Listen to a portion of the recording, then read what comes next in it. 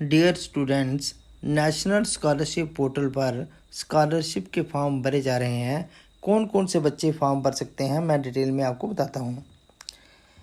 Post matric scholarship scheme for minority students.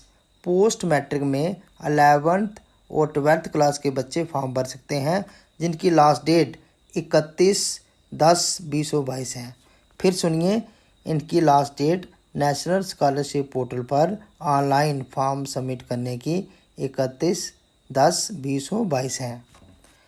फिर इसके बाद pre matric scholarship scheme for minority students, जिसमें 9th-10th या फिर और छोटी क्लासों के बच्चे भी आते हैं। इनकी लास्ट डेट 30/9/22 है, यानी कि इनकी लास्ट डेट बहुत कम बची है। जे 30 इस महीने की 30 को लास्ट डेट है, 30/9/22 तक ही ये बच्चे फॉर्म भर सकते हैं।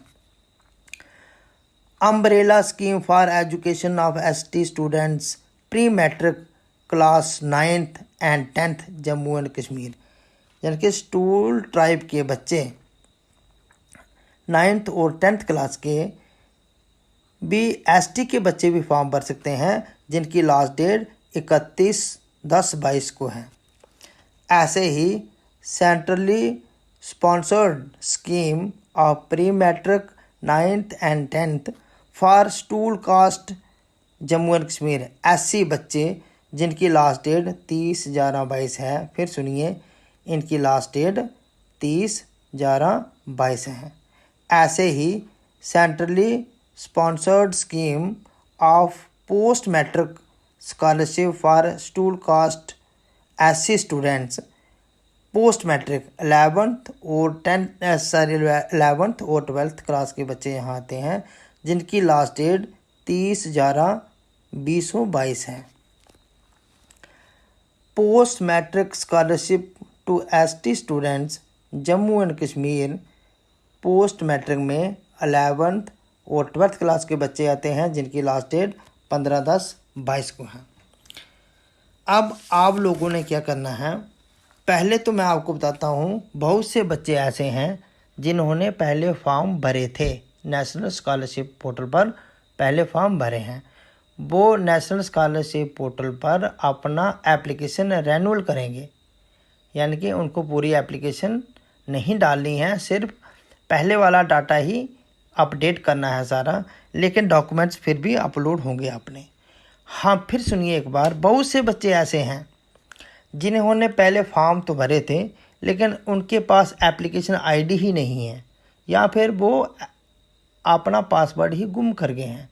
तो ऐसे बच्चों को मैं बताता हूँ कि आप नेशनल स्कॉलरशिप पोर्टल खोलिए, NSP लिखोगे तो भी खुल जाएगा। वहाँ पे नेशनल स्कॉलरशिप पोर्टल पर जाओ, वहाँ स्टूडेंट कॉर्नर आएगा। स्टूडेंट कॉर्नर में जाकर फिर आपने जाना है रेन्यूअल एप्लीकेशन। रेन्यूअल एप्लीकेशन को जैसे ही आप क्लिक करोगे, वहाँ पे आ जाएगा एक ऑप्शन, आप वहाँ पे लिखना कि फॉरगेट एप्लीकेशन ID, उसको क्लिक करिए। फॉरगेट एप्लीकेशन ID को क्लिक करो। क्लिक करने के बाद वहाँ पे वो आपको कहेंगे कि यहाँ पे अपना अकाउंट नंबर डालो। आप अपना वहाँ अकाउंट नंबर डालोगे, उसको आप सबमिट करोगे, आपके पास एप्लीकेशन ID आ जाएगी। फिर सुनिए एक बार, क्या करना आपने, नेशनल स्कॉलरशिप पोर्टल पर जाना है, वहाँ पे स्टूडेंट कॉर्नर में आओगे, फिर रेन्यूअल एप्लीकेशन को क्लिक करोगे। उसके बाद वो कहेगा कि आप एप्लीकेशन ID डालो, वो तो आपके पास नहीं होगी। जिनके पास है वो तो डाल देंगे, वो पासवर्ड भी लगाएंगे, तो वो एप्लीकेशन खुल जाएगी। हाँ, जिन बच्चों के पास एप्लीकेशन ID नहीं है, गुम हो गई हैं, उनके लिए मैं बता रहा हूँ कि आप वहाँ पे क्लिक करिए फॉरगेट एप्लीकेशन ID, अपना बैंक अकाउंट पूरे डिजिट डालिए, तो सबमिट करोगे, आपकी एप्लीकेशन ID आ जाएगी। हाँ, अगर एप्लीकेशन ID आ जाती है जब, फिर जाइए आप वहाँ पे, फिर आप रेन्यूअल पे क्लिक करिए, लॉगिन करिए उसको, तो आप फिर वहाँ पे क्लिक करोगे फॉरगेट पासवर्ड या रीजनरेट पासवर्ड। उसको क्लिक करने के बाद वो आपको एक ऑप्शन देगा कि यहाँ पे न्यू पासवर्ड बनाओ, OTP देगा। फिर आपको वो रजिस्टर मोबाइल नंबर साथ रखना है, आप वहाँ पे OTP डालोगे तो न्यू पासवर्ड बना दोगे। तो पासवर्ड भी आप बड़ी आसानी से बना सकते हो। हाँ, ऐसे बच्चे जिनको पता ही नहीं है कि मैंने फॉर्म भरा था नहीं भरा था, शायद किसी टीचर ने भरा हो या उसके भाई ने भरवा दिया हो, वो भी इस मेथड से पता कर सकते हैं। अगर वहाँ पे आ गया नो रिकॉर्ड फाउंड, इसका मतलब वो बच्चा नेशनल स्कॉलरशिप पर रजिस्टर नहीं है। तो ऐसे बच्चे को पहले रजिस्टर होना है। रजिस्टर होने के बाद आप उसकी एप्लीकेशन आईडी आएगी, पासवर्ड बनेगा वहाँ पे, फिर वो पूरी एप्लीकेशन बननी है। वहाँ पर बनने के बाद क्या क्या डॉक्यूमेंट्स आपको चाहिए वो मैं आपको डिटेल में बताता हूँ। पहले नंबर पे आपको वहाँ पे क्या चाहिए अपलोड करने के लिए, प्रीवियस ईयर मार्कशीट विद 50% और मोर देन 50% मार्क्स। 50% से ज़्यादा नंबर होने चाहिए, पहली शर्त ये है जहाँ पे, तभी आप नेशनल स्कॉलरशिप पोर्टल पर फॉर्म भर सकते हो, नहीं तो नहीं। 50% से कम नंबर वाले बच्चे नेशनल स्कॉलरशिप पोर्टल पर फॉर्म नहीं भर सकते हैं। Number 2, income certificate from concerned tehsildar with number and date और वैलिड टिल 6 मंथ। हाँ, 3 बातें आपने याद रखनी है कि आपका इनकम सर्टिफिकेट, एनुअल इनकम हो उसमें, आपके माता पिता की फैमिली एनुअल इनकम 50%। हाँ, मैं फिर बताता हूँ आपको, आपके जो पेरेंट्स हैं, पेरेंट्स की फैमिली इनकम 2 लाख से कम होनी चाहिए पोस्ट मैट्रिक बच्चों के लिए। 11th और 12th स्टूडेंट्स के लिए 2 लाख से कम एनुअल इनकम सर्टिफिकेट होना चाहिए और तहसीलदार का साइंड हो, उस पर नंबर एंड डेट हो और 6 महीने से पुराना नहीं हो। ये 3 बातें ध्यान रखना। Pre matric students 9th and 10th या छोटे बच्चों के लिए, जो छोटी क्लासेस के बच्चे हैं 9th 10th के, उनके लिए फैमिली इनकम जो है वो 1 लाख से कम होनी चाहिए। एनुअल फैमिली इनकम 1 लाख से कम होनी चाहिए। तीसरे नंबर पे बोनाफाइड सर्टिफिकेट फ्रॉम स्कूल। ये स्कूल से आप ऐसे भी ले सकते हो, नहीं तो वहाँ ऑनलाइन निकलता है जी, नेशनल स्कॉलरशिप पोर्टल से ये फॉर्म निकलेगा बोनाफाइड सर्टिफिकेट। वो आप हेड मास्टर साहब या प्रिंसिपल साहब के पास जाओगे, वहाँ पे वो आपको पूरा फिल करेंगे, आपका फ़ोटो लगेगा, उस पर स्टैंप लगेगी, साइन होंगे हेड मास्टर साहब के या प्रिंसिपल साहब के, तो फिर इसको अपलोड कराना आपने।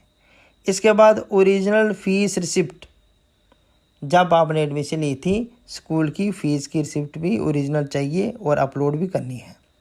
डोमिसाइल सर्टिफिकेट भी आपको ओरिजिनल अपलोड कराना है फ़ोटो खींचकर।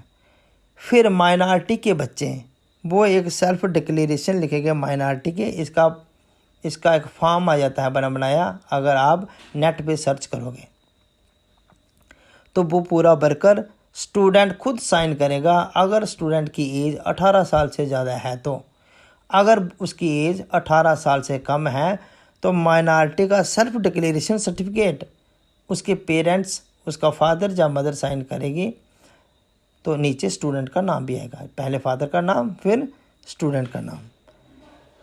अगर कोई बच्चा स्टूल कास्ट या स्टूल ट्राइब कैटेगरी में भरता है फॉर्म, उसको भी ओरिजिनल फ़ोटो खींचकर ओरिजिनल एसटी सर्टिफिकेट वहाँ पे अपलोड करना है, या स्टूल कास्ट सर्टिफिकेट भी वहाँ पे अपलोड करना है। ये सारे डॉक्यूमेंट्स, बाकी डॉक्यूमेंट्स भी इतने ज़रूरी नहीं होते क्योंकि वहाँ पे आधार कार्ड लिखा होता है एप्लीकेशन में, आपका बैंक अकाउंट भी वहाँ पे एप्लीकेशन में लिखा होता है। ये मेन जो सारे डॉक्यूमेंट्स मैंने बोले, ये सारे आपको स्कूल में जमा कराने हैं। स्कूल में जमा कराने के लिए फ़ोटो कापी देनी है आपको मार्कशीट की, इनकम सर्टिफिकेट ओरिजिनल देना है स्कूल में, बोनाफाइड सर्टिफिकेट भी ओरिजिनल देना है, स्कूल की फ़ीस की रिसिप्ट भी ओरिजिनल देनी है, डोमिसाइल सर्टिफिकेट आपको फ़ोटो कापी देनी है, सेल्फ डिक्लेरेशन आपको ओरिजिनल देना है स्कूल में। अगर कैटेगरी सर्टिफिकेट है एससी या फिर एसटी, उसकी आपने फ़ोटो कापी स्कूल में जमा करवानी है।